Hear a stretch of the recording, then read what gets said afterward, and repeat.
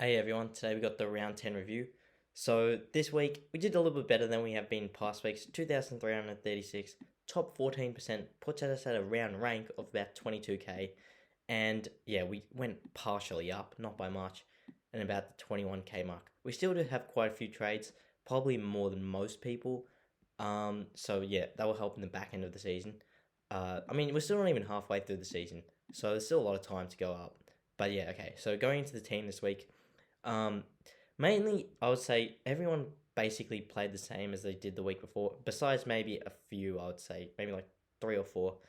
Otherwise, everyone basically stayed the same. So, probably don't need to go too much in depth otherwise, besides the three or four. But yeah, okay, we'll go through everyone regardless. So, yeah, Tom Stewart played against Port Adelaide. Yeah, another good game from him. Played, yeah, off half back. Not as much wing as he did past few weeks, but it's all right to see. Hewitt playing against Sydney. Yeah, just good inside again. Getting a lot of contested ball tackles. Was good to see. Crisp 107 played. Yeah, basically same as he did the week before as well. Yeah, good to see from him. Short 110 against Essendon. Um, yeah, getting kickouts. Getting the ball kicked to him. Accumulation, and it's pretty much all there is to it. Doherty is probably one. So we did trade him in last week, so it's his first game for the team this week. He obviously got that big hit from Kennedy, in around the end of the second quarter, I think, towards that. But even up to that point, he wasn't scoring too well, so I don't really think that really affected his scoring that much. I know he did get a lot of kickouts in the uh fourth quarter when the game was kind of tightening up, so it helped the scoring. But yeah, kind of bad, you know. You trade him in and he gets his worst score of the year. Hate when that happens, but it is what it is. Still averaging 110, and hopefully he can be good for us for the rest of the time, for the rest of the season. And yeah, he's playing this week, so that's good to see. Even not that hit. And then Ridley didn't play through illness. Very annoying. 2 of the last 3 weeks now he's been out. Should come back this week though. So yeah, he's been scoring well the last 2 games he's played, but hopefully he can at least play so we can get more of that. Then Conning 85 has been scoring really well. 334k. I did not think he was going to get up to that much at the start of the season. So yeah, great to see from him. And we'll probably will cash him out this week. But yeah, he's been a great servant of the team so far. Contrarily, Buku comes, brought him in this week, 12. That's abominable, I would say. Yeah, I don't think he got a touch after half time. He did not do much in the game.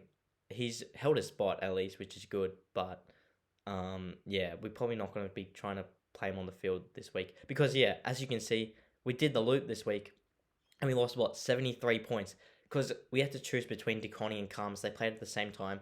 When I heard Ridley was going to be out, yeah, I had to choose between them, and I thought Buku Combs. He played well the previous week. Kicked two goals in the first quarter. Looked really lively. I thought, at least he'll get probably 50, 60, which isn't too bad. So we'll take that. DeConnie, yeah, also had been scoring well. In hindsight, I really should have gone to Conning because he has been really good the past few weeks. That's easy to tell now. But yeah, that was, bad decision by me. But also, probably don't expect a 12 from Buku, but it is what it is. And then, yeah, Clayton Oliver, he went bananas against North Melbourne. I think in the first 4 minutes, he had 6 touches, and you could tell he was going to go on for a massive score. So it's great to see from him. He's been putting out a really big score every 4 or 5 weeks. So I guess this was that one. And yeah, great to see. Just heaps of contested possessions, heaps of football in general. And he's just a beast in packs. And no wonder he scores so well. Then Neil got 100. He started off the game pretty well against Hawthorn, but they did tag him. I'm pretty sure they put Liam Shields to him and Connor Nash for a bit. But I think Connor Nash went off injured around half time-ish. But yeah, so he did get tagged. So 100 is not the worst. Still averaging 132 for the year. But yeah, not the best score from him last week. McRae 1-4 against Gold Coast. Just has not been looking like he did for the first 5 rounds of the season. No captaincy material scores really. So, that's a bit bad. But he still should be top 2, top 3 midfield for the season. So yeah, you obviously would cop that and not trade him out. Definitely not. Miller 59. He played a bad game against the Dogs. Yeah, Dogs midfield obviously usually really good. He did play well the last 2 weeks, Miller. But yeah, it's bad to see him go down again. But it is what it is, I guess. Then Bont 130. We bought him in last week as well. Yeah, we double upgraded, so it was good to see from him pump out a massive 130. And yeah, he's obviously just SuperCoach loves to give him points, and that was the reason I really wanted to bring him in. And yeah, played well in the first one. Cripps, he has been putting out a few bad scores in the last 2-3 weeks, and this was no exception to that. Sad to see. It just seems like his overall accumulation is down, contested possessions is down, not kicking as many goals.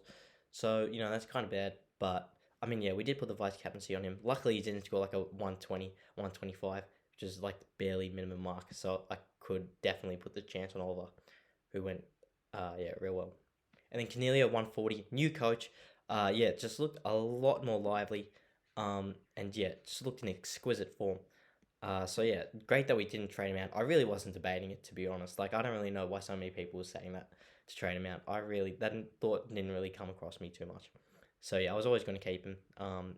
He performed exceptionally well. And then McComb 78, also played really well. For a rookie at least. Up to 227k in only like 3-4 weeks, or like 4-5 weeks. But good to see from him. And yeah, he should probably get up to 250, 260k in no time, and we can cash him out then. Carroll 38, a few bad scores in a row from him now. Not good to see. We'll probably try to keep him on the bench from now on because we don't want that on the field. But yeah, I mean, if we got to play him on the field, then we got to, I guess. But yeah. Soligo 96 definitely played his best game for the season. And he should hopefully retain his job security for at least the next 2-3 weeks. And after being a permanent loop for like the first 10 rounds, besides the first 2 where he played, he should definitely rise in cash by quite a bit now. Hopefully get up to 250, 260 as well. Probably the next 3-4 weeks. Hamilton didn't play. Very sad to see that he got dropped. I think it was unjust, but I mean, I guess Mark McVeigh does what he wants. And then Max Gorn, 89, has not been good the past few weeks. Not as much intercepting, not as many hits to advantage. Thought he might take advantage of the North Melbourne ruck matchup, but I mean, Tristan Cherry isn't too bad, so kind of makes sense why he didn't necessarily go that well. But I mean, still would have thought like 110, 120.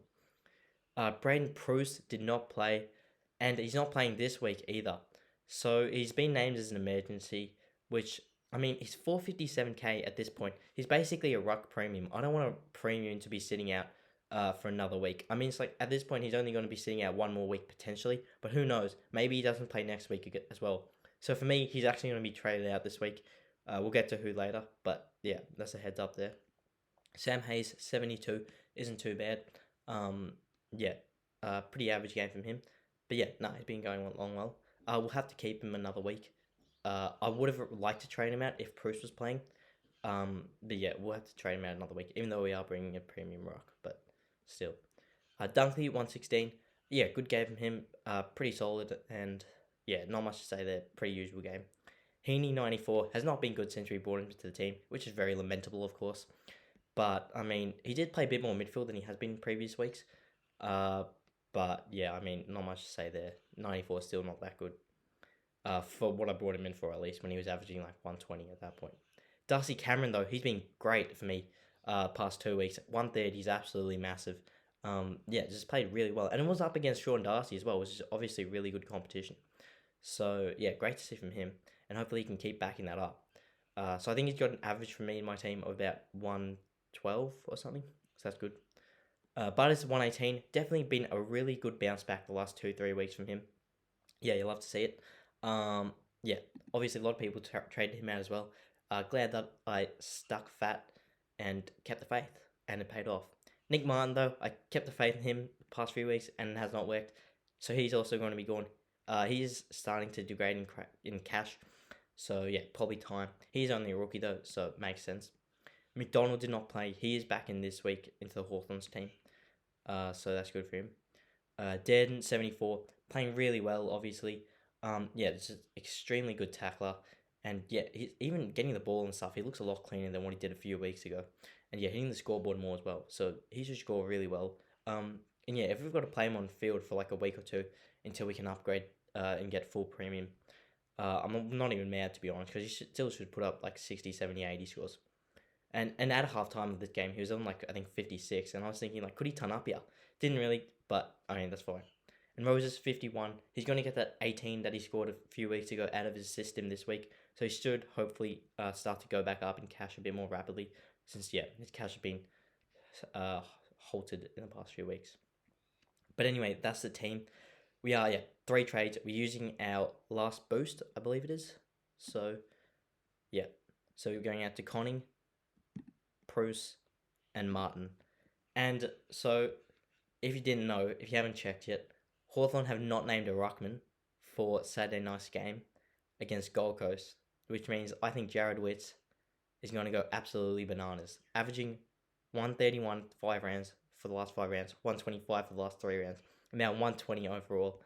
I mean, obviously durability is a massive factor, and the fact that we're probably paying top dollar for him right now.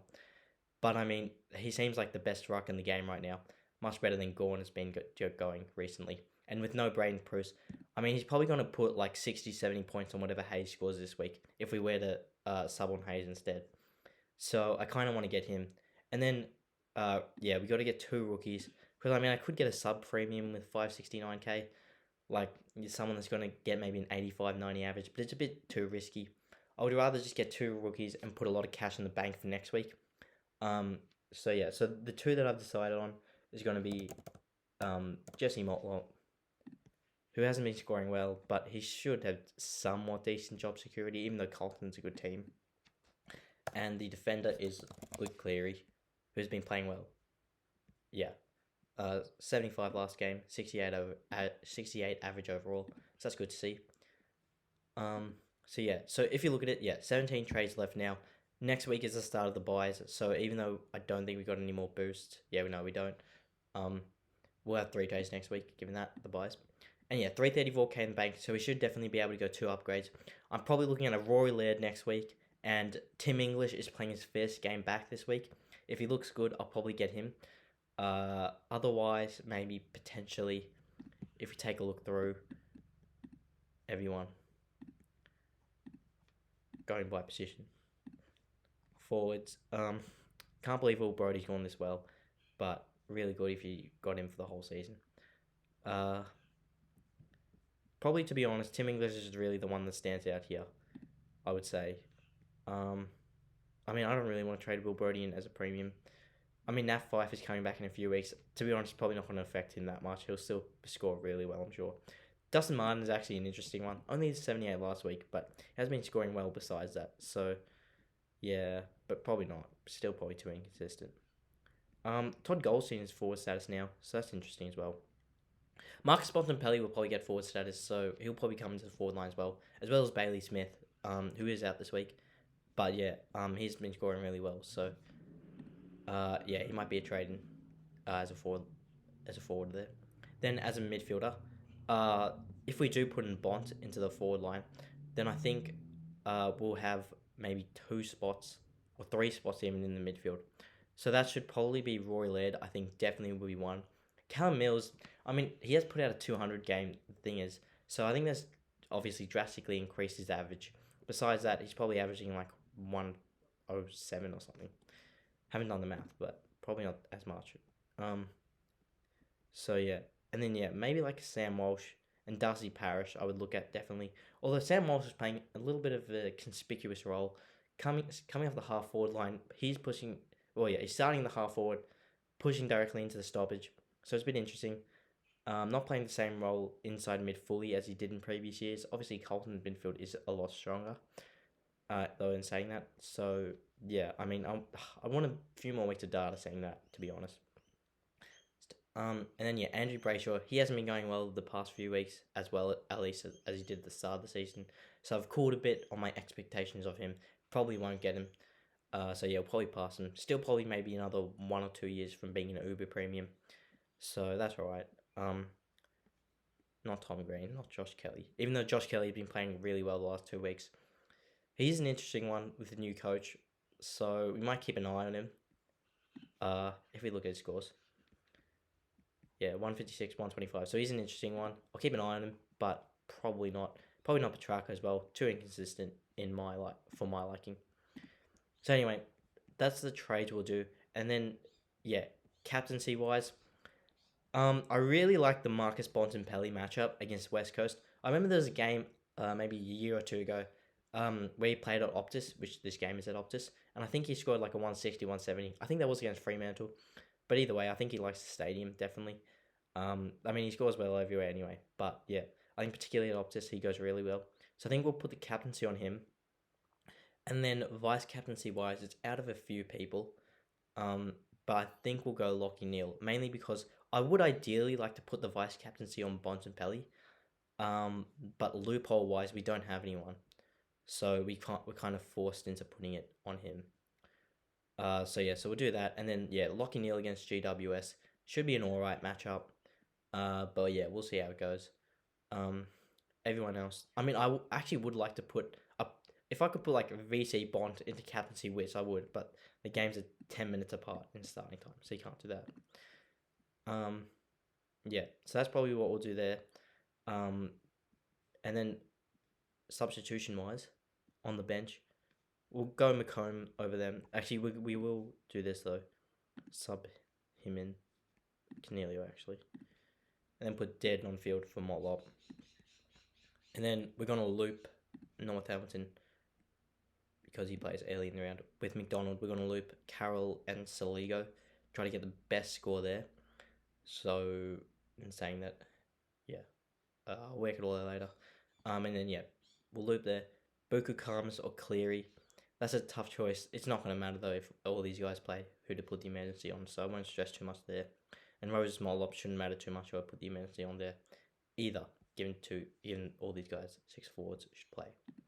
But yeah, that's the video this week. Yeah, thanks for watching.